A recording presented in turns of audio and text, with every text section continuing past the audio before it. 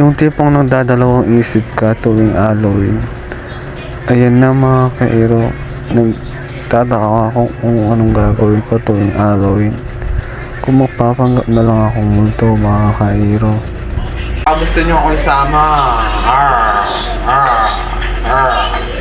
Gusto nyo isama?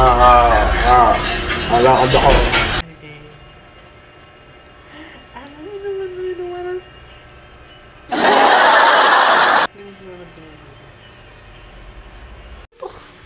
Bukati ka to. Yung nagtry ka ng call center pero yung utak mo nasa iba. Anong meron?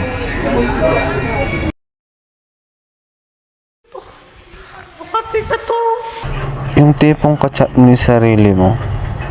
Hi, hello, asan ka? Nandito ako. Nagawa mo. Eto, trip ko sarili ko.